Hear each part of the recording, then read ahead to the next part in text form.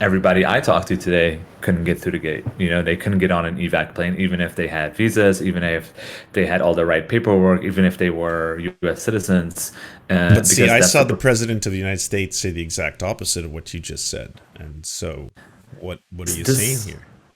This Arash, might what's going be on? this might be hard to believe. U.S. presidents lie and don't tell the truth.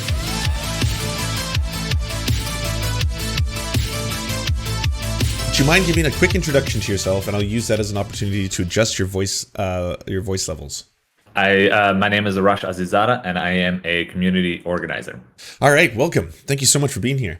I'm sure that Jordan probably said that we'd be talking a lot about Afghanistan, but seeing as how this is Twitch, we're probably just gonna have to talk about useless stuff and drama for the next 45 minutes. If you don't mind getting on board with that instead.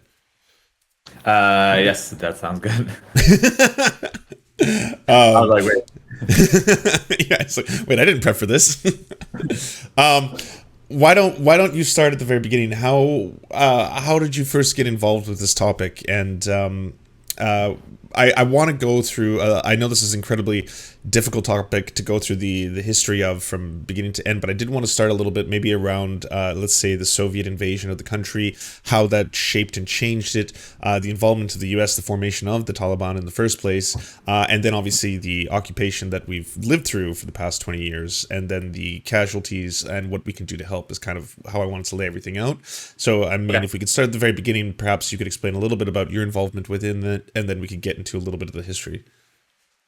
Yeah, that sounds good. I got involved in my community. I think at maybe prior to birth. I think my journey starts when my parents become refugees, which happens in the wake of the Soviet Union, essentially. My parents moved to the Netherlands. I'm a Dutch Afghan kid who rides his bicycle.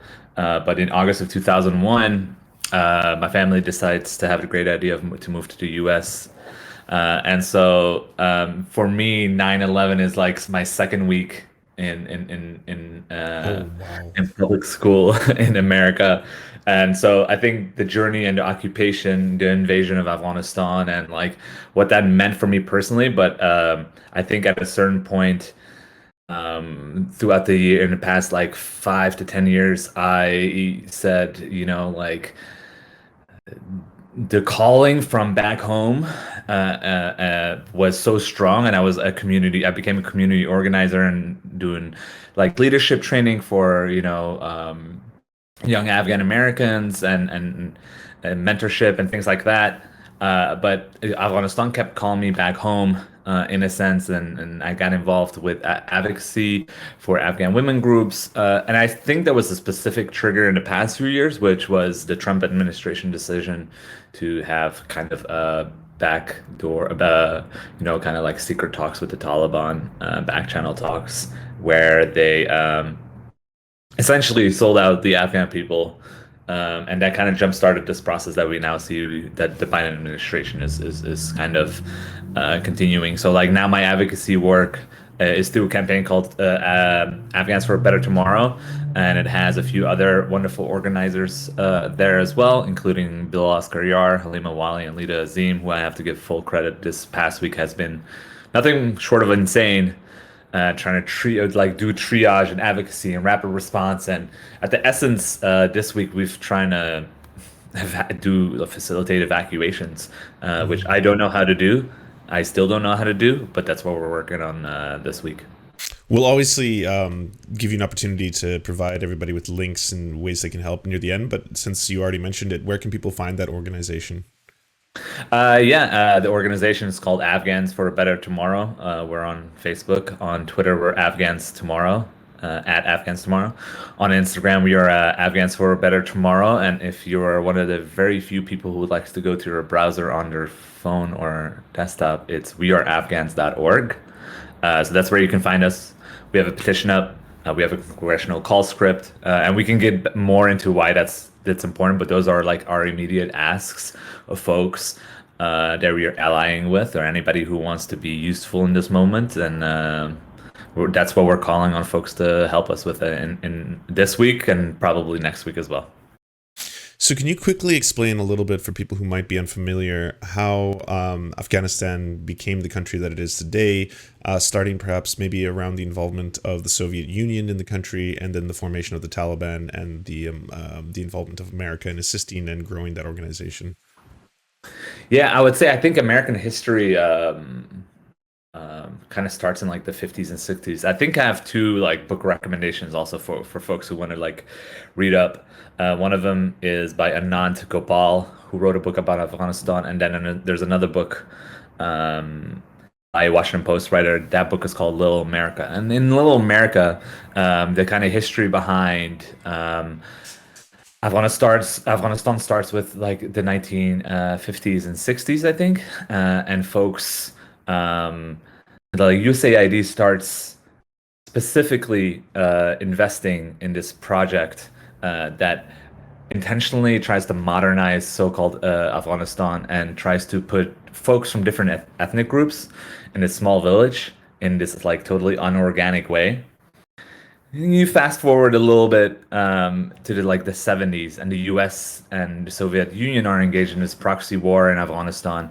And like the written history of Afghanistan kind of says, like the Soviet Union invaded, and then the U.S. then got involved. But I think the U.S.'s history can kind of be traced back to roughly the mid 70s, where they antagonize and take part and send literature, anti-communist literature, when communism becomes like very common and widespread, and the communist and like Marxist movement in Afghanistan becomes very mainstream, if not the dominant form of politics.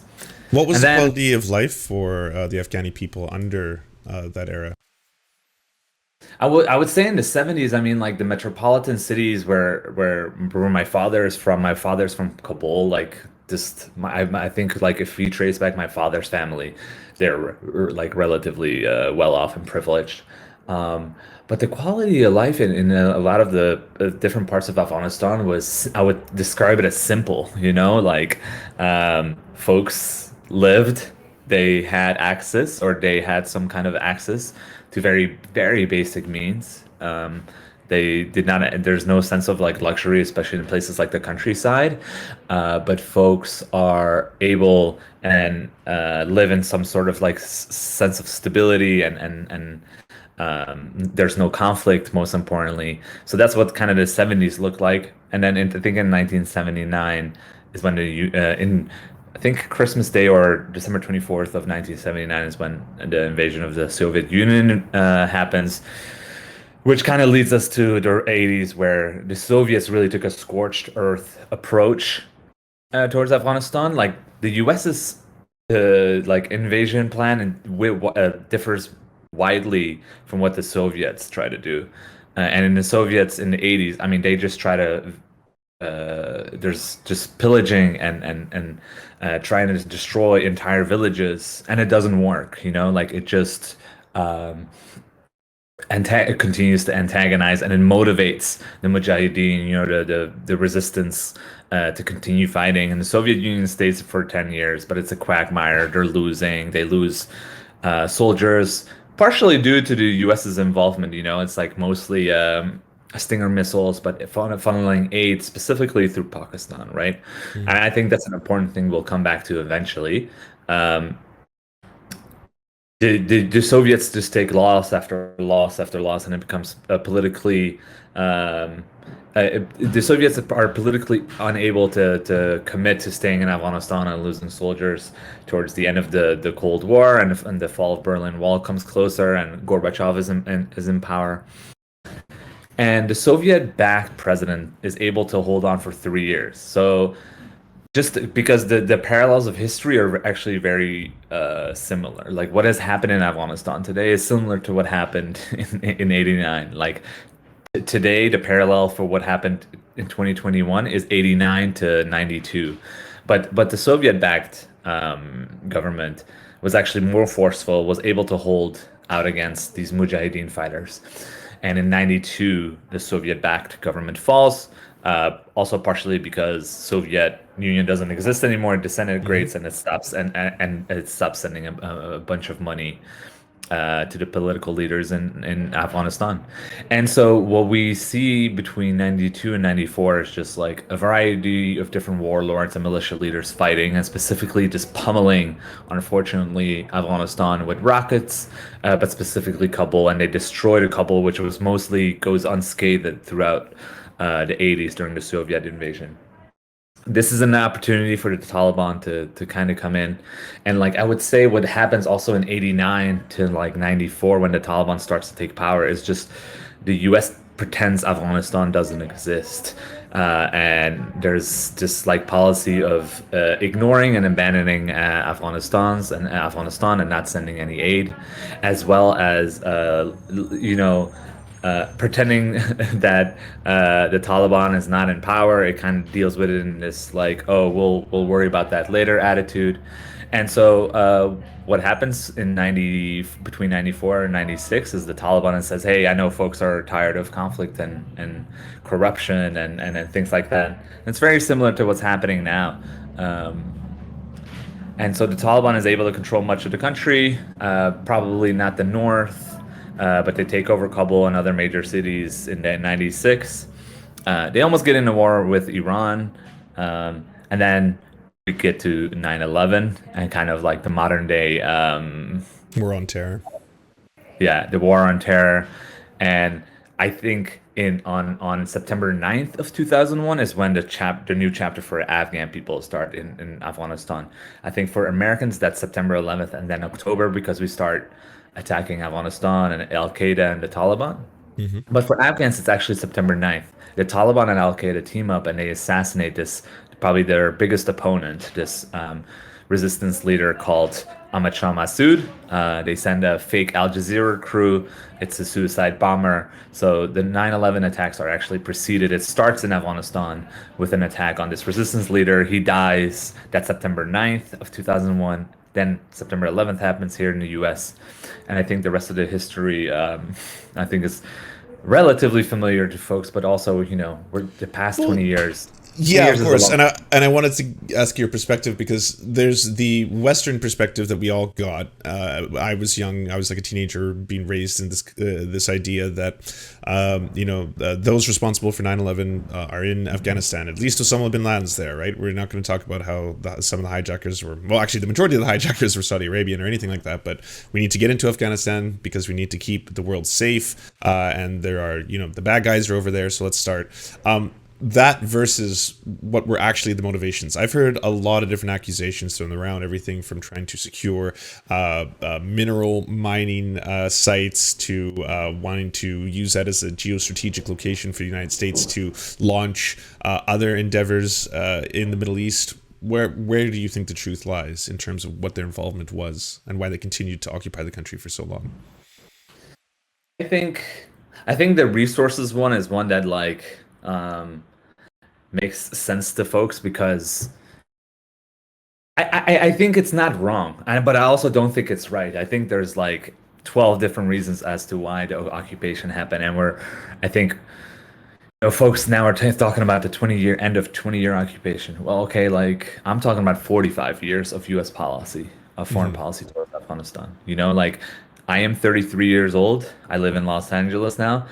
After like having lived in a variety of bunch of different places due to displacement by U.S. and Soviet imperialism, and both of them are responsible. It's not just the U.S. And I just like it's. I think folks should be cognizant that like America has a hand in this, and so do other countries, right? Like the U.S. is a bad actor, and Hmm. there are other bad actors. There's a variety of bad actors in the region, and they include like in our community where we easily boogeyman to Pakistan a little bit, but they Hmm. are a bad actor, and so are the Russians.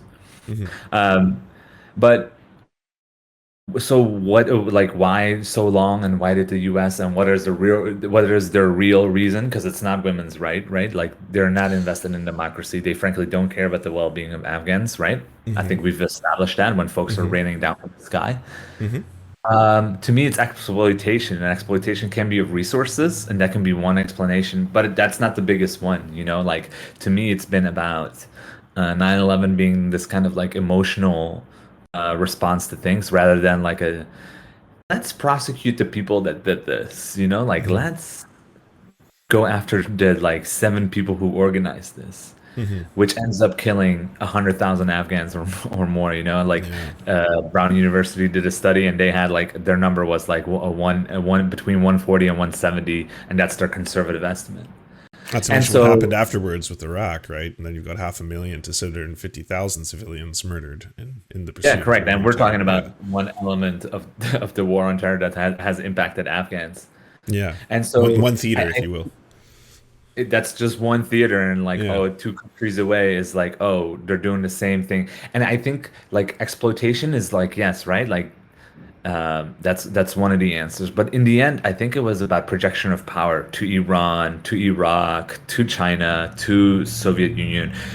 Afghanistan is in this very strategic location. It has historically always been. It's landlocked, and so like that has always been these countries' motives, whether it was like Alexander the Great or the Hmm. Russians or Genghis Khan. uh, Genghis Khan and the Mongolian, I guess, Empire. I Another, joke that it's the final boss for empires, basically, because like no one has been able to conquer it, mainly because of its mountainous terrain, right, making it very favorable for guerrilla insurgency and stuff like that.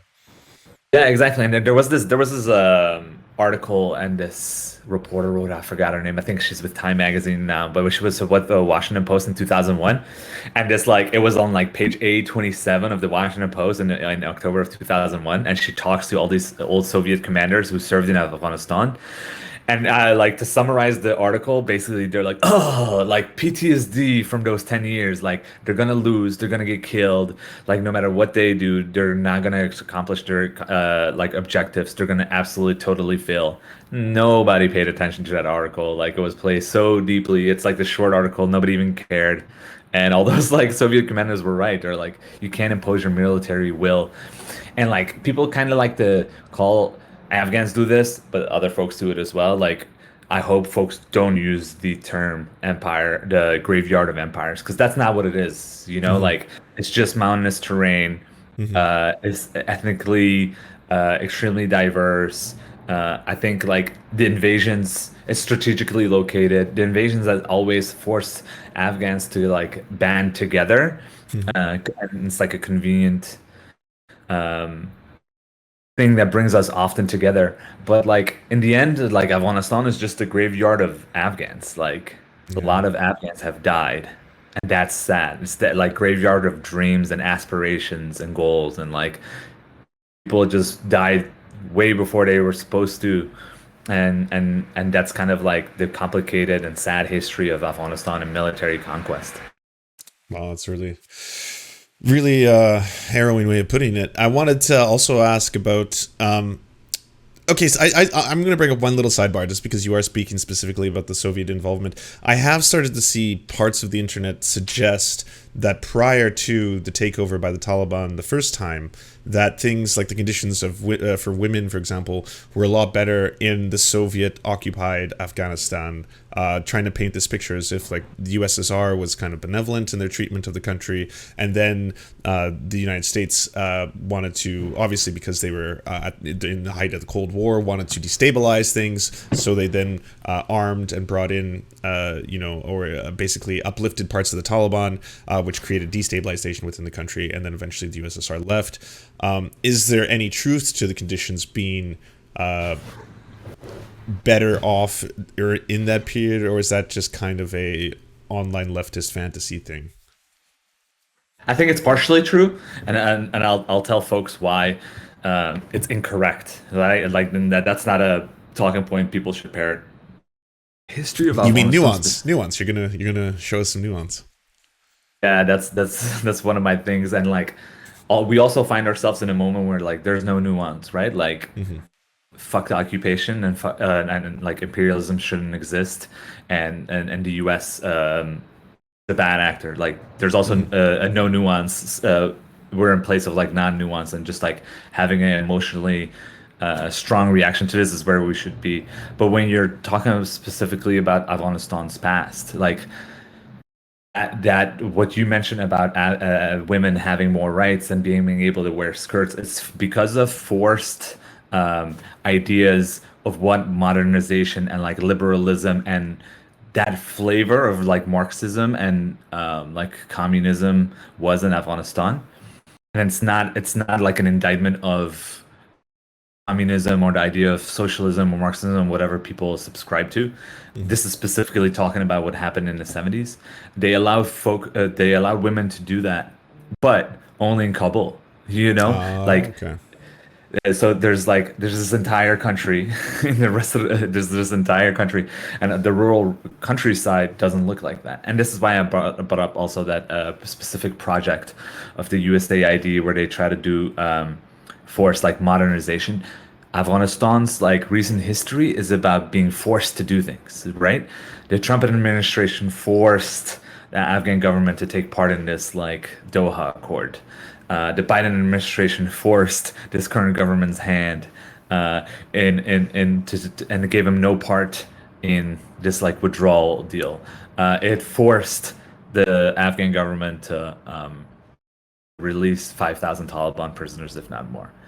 The Soviets forced this like modernization, and there's also Afghan kings who are famous for attempting to force modernization and like saying having this like kind of like Western gaze on their own people and saying these people are backwards and degenerates and like they're not civilized, and all that has always backfired. I Hmm. think the issue being is that like progress comes from like organic things, you know? Like Yeah. for example, you can allow folks to see what's on Instagram and if they get ideas regarding what other people in the rest of the world are doing, whether it's the West or to the East or in other parts of Afghanistan. And like and this is also why like this idea of women's rights in Afghanistan like yeah, obviously these NGOs like advocated and uplifted women, but like it still happened under occupation, right? Like Hmm. it still happened under imperialism and neocolonialism, and but most importantly, it happened under war and conflict. And none of those things are will progressively or organically grow if conflict and war exist, if imperialism exists. And that's why like all these women are now under threat and at risk of their life and that of their families because nothing can truly progress in war. Like there has to be peace first, but you can't force anything on the Afghan people. That's been a failure of pretty much every structure of government or foreign power. So the United States has said for some time that they want to end the quote war in Afghanistan or the occupation in Afghanistan, however you want to word it, and yet it's taken quite a long time until we've just had this opportunity.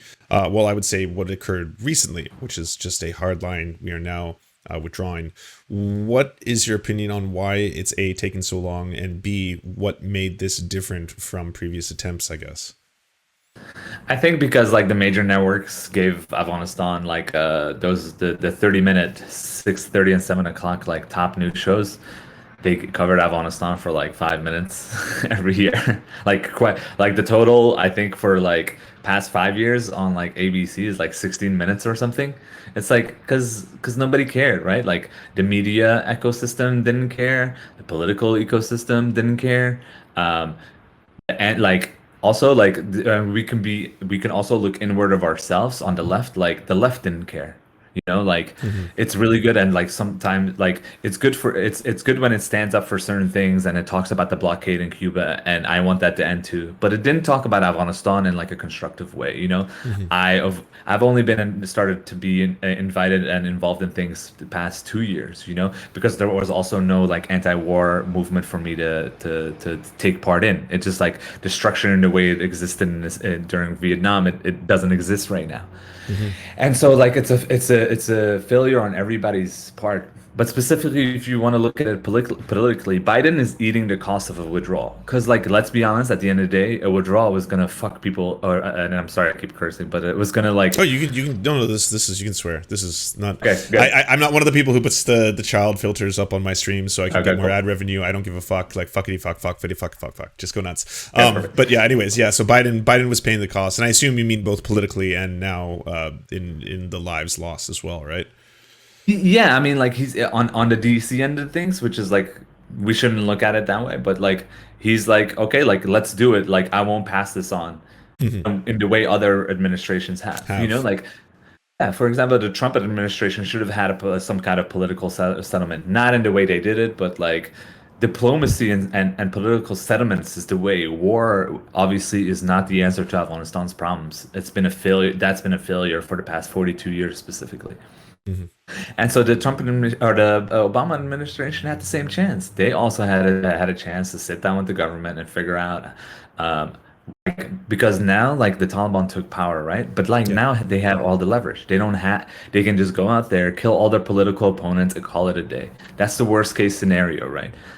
Maybe in 2011 that would have been different if we had some kind of like um and this is also the issue of like demonization of like certain Afghans. Like the Taliban are the bad Afghans, they're the Hmm. savages. And like some folks in our community take part in that too.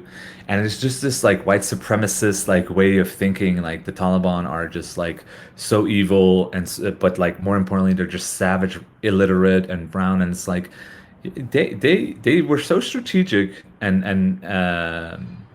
in the way they took over the country.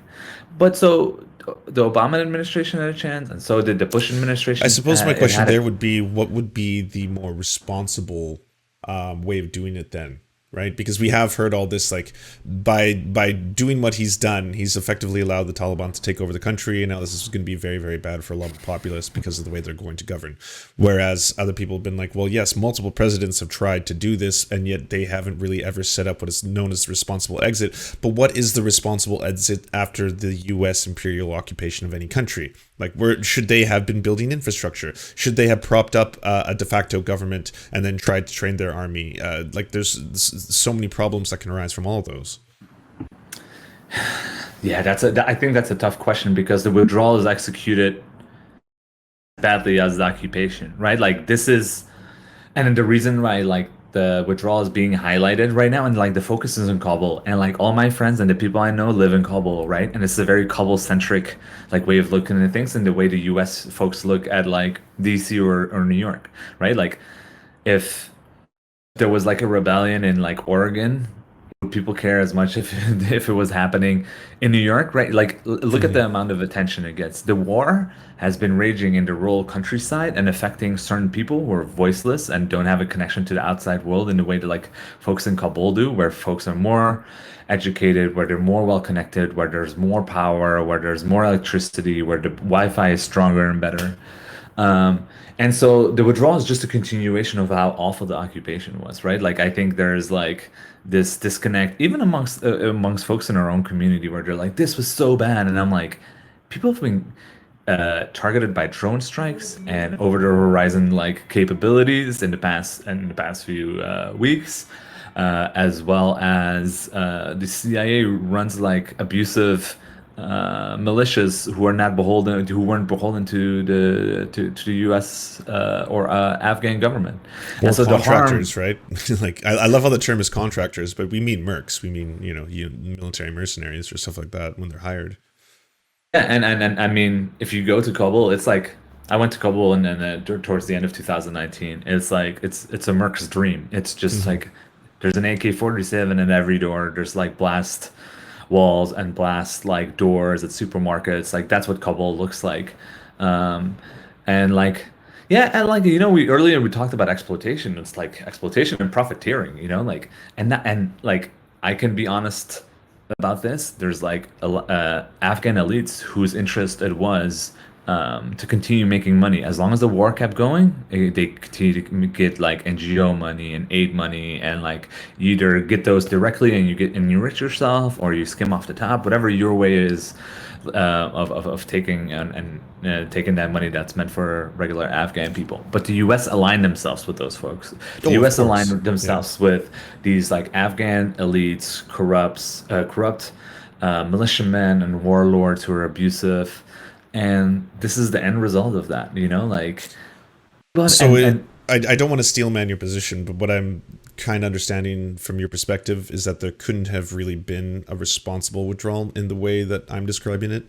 Like, one of my questions would have been, would they have been able to start evacuating people prior to the complete military dissolvement of the U.S. personnel within the country? Could they have started that process first, including not just military personnel, but also strategic allies, translators, stuff like that, who are in direct danger as a result of this. Yeah, I would say there's like you couldn't have made this withdrawal.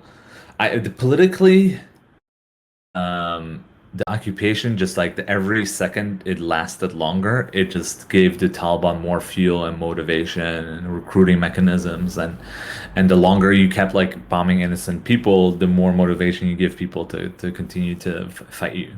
So that was growing by itself organically due to the US presence. That's what occupations do, right? Like they make people fanatics and it radicalizes people.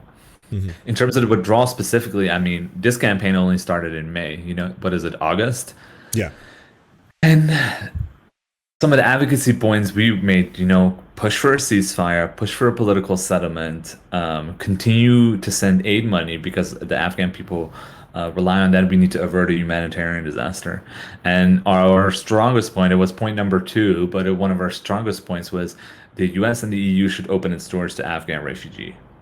Yeah. And like it should have been more proactive in facilitation of like, and at that point you wouldn't have been able to call them evacuations. At that point it would have just been migration. It should have ensured like the safety of the 100,000 to 150,000 people who are currently trying to leave. And so I would say it has objectively failed at that and is still mired in deep failure because everybody I talked to today couldn't get through the gate. They couldn't get on an evac plane, even if they had visas, even if they had all the right paperwork, even if they were U.S. citizens. But see, I saw the president of the United States say the exact opposite of what you just said. And so, what are you saying here? Arash, what's going on? This might be hard to believe, but presidents lie and don't tell the truth. And especially in this case, it's kind of like I know politicians lie, I know powerful people lie, I know the presidents lie.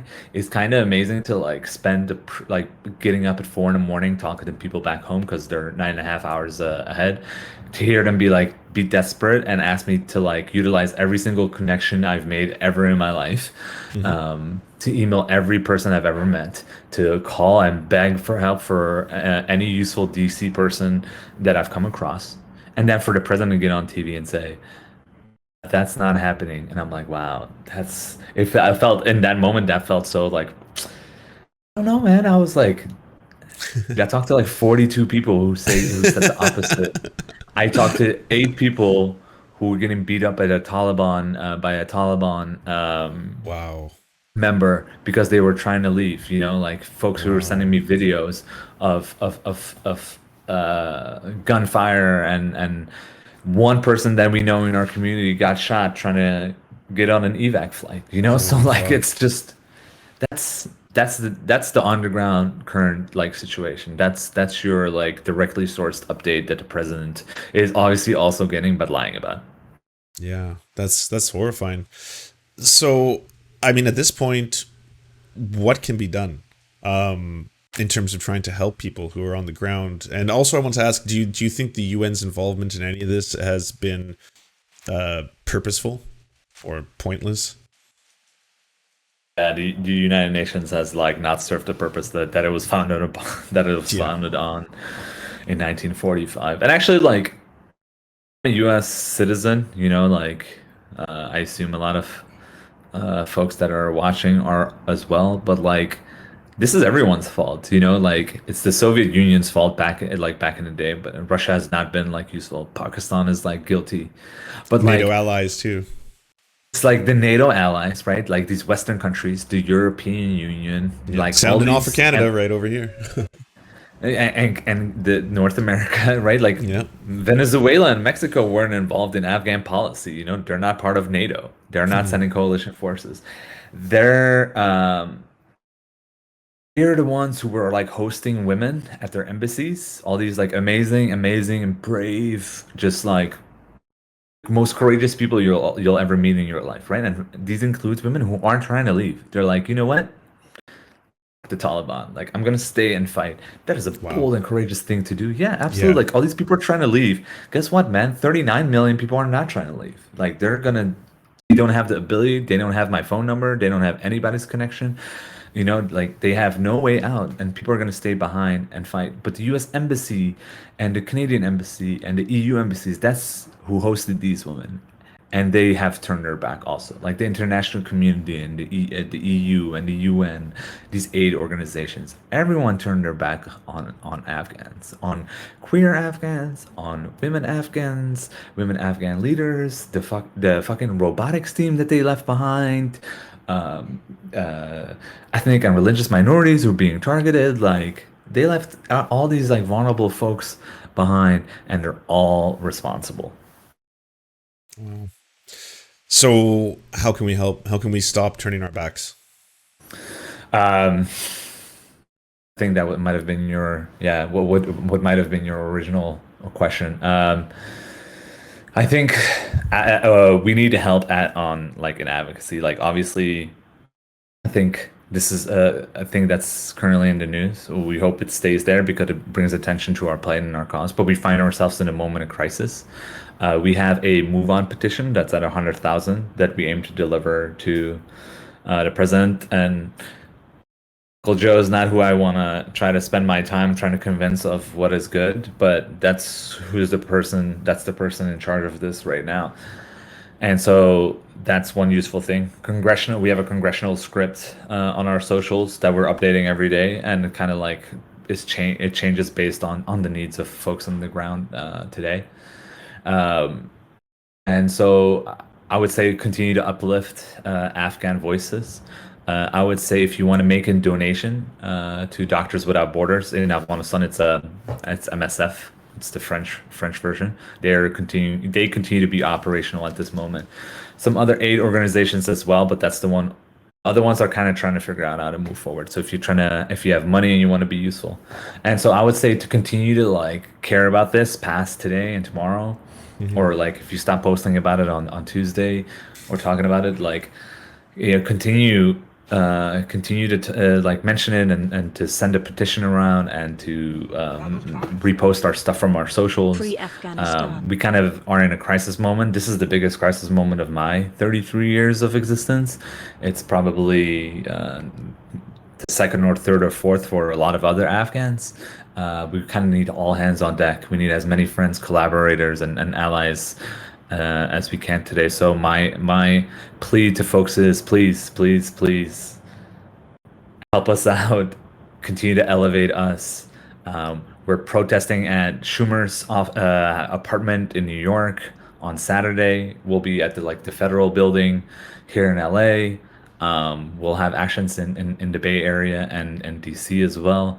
That won't be the last. We're going to do what we can, but we hope you show up. We hope you donate your time and your energy to call Congress and your congressional members. And so to continue to kind of like pile the pressure up. Biden might like continue to lie on TV, but I've just told you the truth. So Yeah. I hope folks tune in and help us out. And finally, where can everyone find you, Arash, and all your wonderful programs?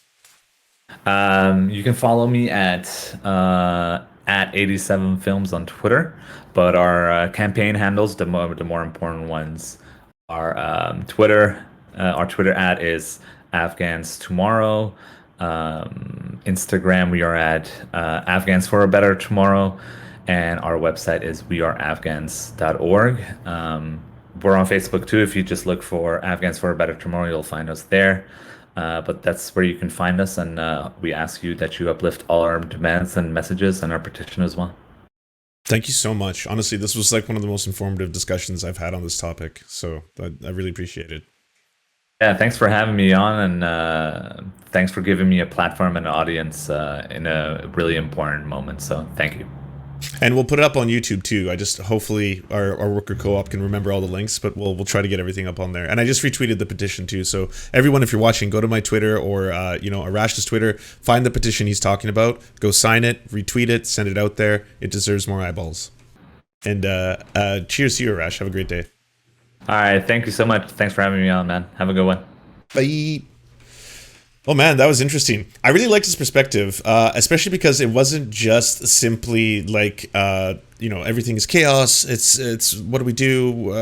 Like he knew a lot about the history of it, and I really wanted to get down to that. But also, there wasn't this idealism that I've been seeing on some parts of the left, which is kind of weird, where they're just like in Taliban Afghanistan, and before the United States occupation, there was a panacea of USSR communist Afghanistan, in which women had rights, and there was high literacy rates, and nothing bad could ever happen. He was like, well, no, it was still an occupying force that was in there imposing their own will upon the people who were living there. We have to keep this all in mind and perspective, because oftentimes we separate these and we try to just idealize one empire over another. But there was a lot of cool stuff. I am going to be putting that interview up on the YouTubes later, but if you want to check out anything that was discussed, please go check out Arash's Twitter. That was a very, very, very interesting interview, and I'm always glad to interview someone who will teach me everything, because I'm like, well, now it is me who has the questions. But yeah, no, that was absolutely wonderful. And also Jordan Yule, big shout out to Jordan Yule for setting that up. Do you want movies and Serfs watching the movies? So then come over to the new channels. It's the Serfs cinema. Thanks so much for watching, everybody. Can you do the thing, that thumbs up and comment and all those things that help us out in the algorithm that controls every aspect of our lives? Also, if you happen to have a Facebook account, can you delete it? Like just delete it. You should probably delete your Facebook account, because it's not a great company. But hey, if you can't do that for whatever reason, I understand. And could you also go to facebook.com/thesurftimes then, and give us a little like and a follow. We're just trying to push back against the fact that people like Ben Shapiro happen to dominate the platform entirely. And when everyone asks, why do older generations believe the things they believe? One of the problems is the majority of them on social media use Facebook. So to counter that, we're just going to be on there too now. Also, if you happen to have a union or a worker co-op or even a leftist project, podcast, website, Zoom, MySpace, it doesn't matter. We will advertise it for free on this channel. All you got to do is go to weareserfs.com and use the forms that we got there, weareserfs.com. Thanks, everybody. To our gods, Tigro and Payden El Jus, we pray to you, our sky daddies, to keep us safe from harm. To our monarchs, Tom Spiker and the Tim Caucus, we shall humbly clean your golden toilets in your spatial palaces. To our lords, Ultra Wolf, Evan Nudie, Trevor R., Alexander Thaler, Ryan Lubin, and Jeff Lamb, we are eternally grateful for this small segment of land for us to toil and work. To our knights, Ariane McCarthy, Daniel Sutton, Ants Are Still Running the World, Coulter Smith, Val 9000, Jenna Tall, Dark Puppy, Quiet One 85, Anna Loves Riley, Omni, Riley and Anna, Poodlehawk, Multimondi, Trevor Janis, Lemmy 101, Anthropofojak, Saren 42, Chronic to Hemphog, Catherine, Bone Jenny, Radical Maniac, Ramona Costa, Jimmy Bignuts, Violent Orchard, Sophie Baby, Political Puppy, Andreas Chiringuito, Zach Christensen, Jopi, Josh Mickelson, Todd Buckingham, and Todd Lajeunesse. We raise our glasses, we raise our swords, and we salute you, our friends. And to Lance, you are the wind beneath my wings.